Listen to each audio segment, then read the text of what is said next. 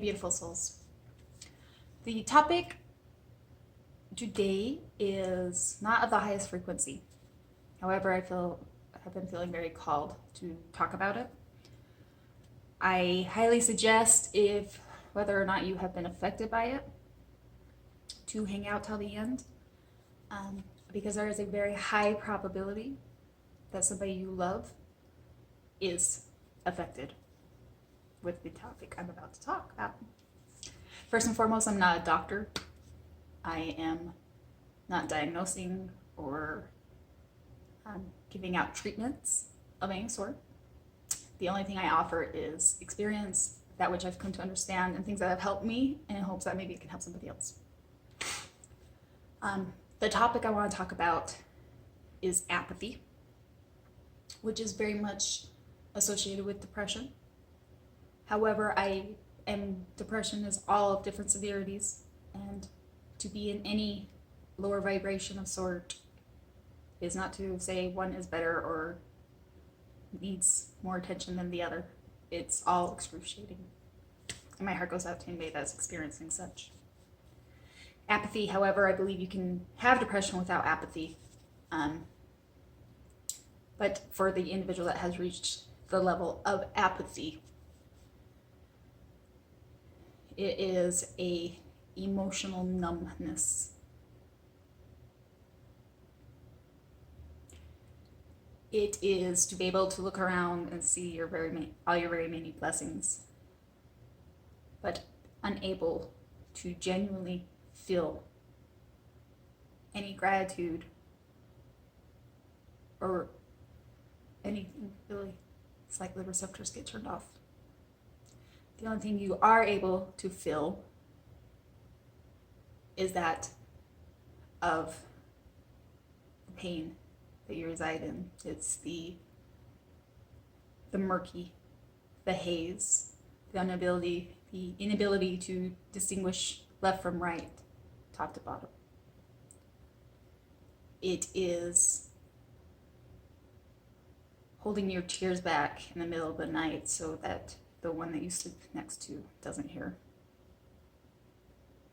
Is the weeping and the tears in your hopes in the shower that somebody will hear you.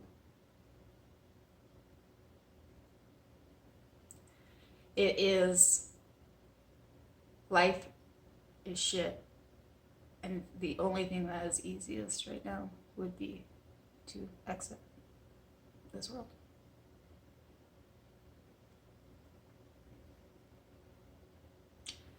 And we can give a lot of saving grace to those that have children, because we love people more than ourselves sometimes. But regardless of whether you have children or not, and you are in a state of apathy, or any kind of depression for that matter, I have to believe that if you're watching this, it's because somewhere deep in your heart of heart, soul, the essence of who you are, has hope.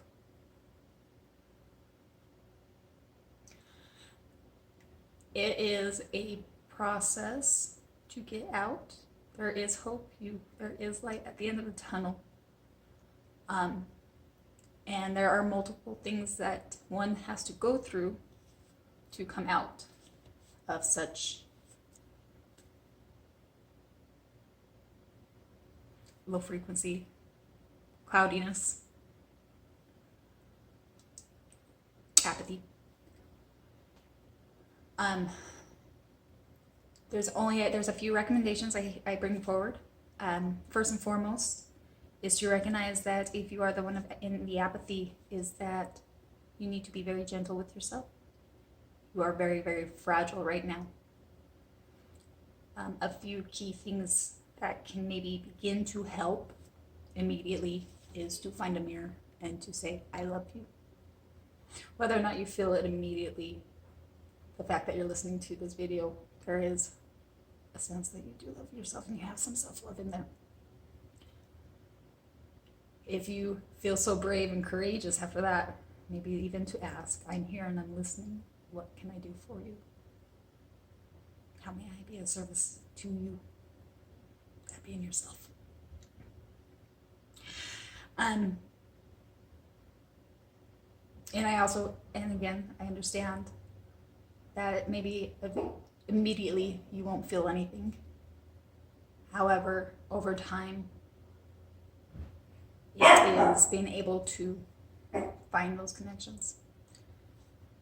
The next piece of advice or understanding is that since you are in such a fragile spot, it is essential to your soul to begin to make everything around you very serene, as serene as you can. And that would include getting rid of anything that's of low vibration. Your environment, that which you surround yourself with, up to and including the people in your life. There are very many people that love you, and then there are others that may pull you down. It's going to require on understanding discernment and tapping into that essence of who you are. The essence that's keeping you here. And that's why I think talking to yourself and assuring yourself that you love yourself is a good place to start. I know there is a massive amount of situations and circumstances where it's not easy to leave sometimes. So immediately try to create the most serene atmosphere that you can with what you've got, and create a long-term plan to get yourself to a point where you can rid yourself of any toxicity, anything that is of a low frequency, because your soul is literally at war. If you are in the state of apathy, you are fighting for the essence of who you are. And it is it's imperative to start treating it serious as it is. Now I know that's going to be very hard to those suggestions, because just to make it through the day with a smile can be excruciatingly exhausting.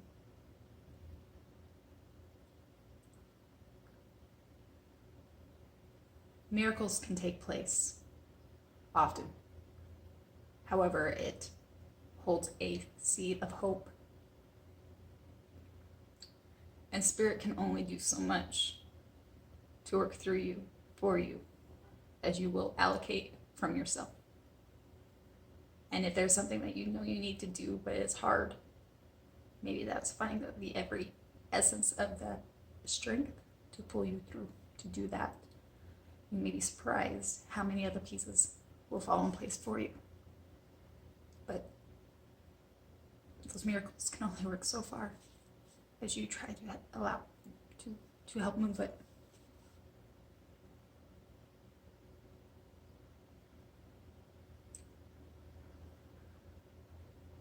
In addition, I want to clarify this.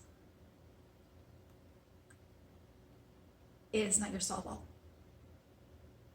To be at this state of apathy will not save you and give you the shining bliss and grace that you want. But I believe, my own personal opinion, is those steps that are probably the hardest and the most crucial to beginning a path of healing and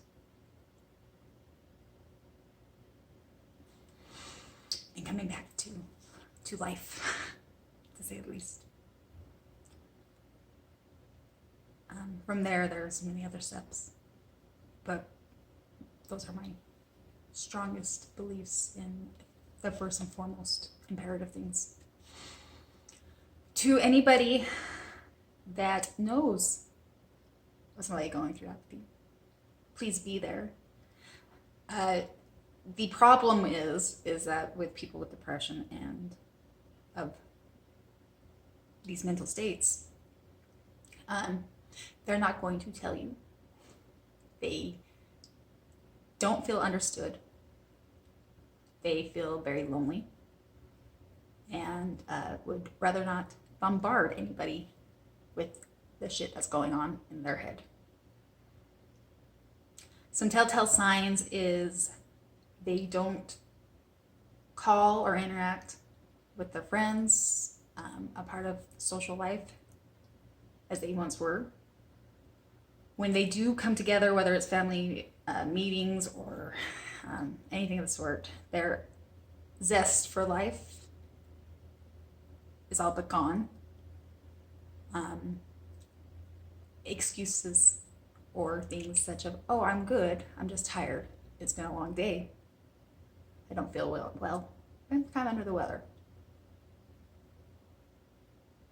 And they're continually those random, all the time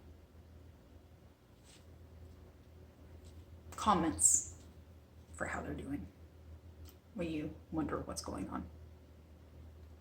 One of the best things you can do for a loved one that's in that state is to show up and to be there for them. Please don't underestimate that being a listening ear can go a tremendous amount of ways. And I ask that you please have patience, whether you understand or you don't, of apathy. Many times when you do have these conversations with your loved ones that are undergoing depression of any sort, can seem like a cycle, and they seem stuck and may continually go over the same things every conversation. Please don't underestimate how massive that can actually help an individual to begin to sort and organize what does feel like a heavy cycle. Again, they don't know top from bottom, left to right. And being there to listen will go a massive amount of way. You don't even have to necessarily have a suggestion. You don't have to save them, but to just listen and to be there. In addition, to be sensitive and to soothe an individual that's going through this will go also a long, long way. It's a lonely road.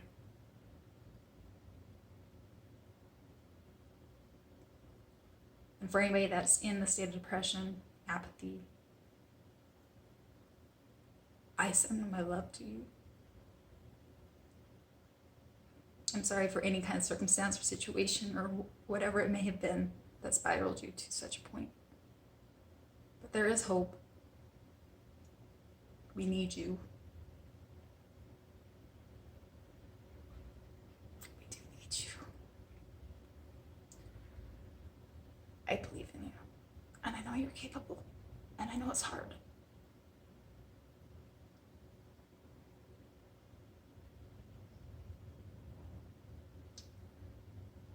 Miracles can happen, I promise. Please find the strength within you to do whatever it is necessary to save you. So much love, guys. And above all else, please remember we never, ever understand fully what somebody's going through. Always be kind, be gentle.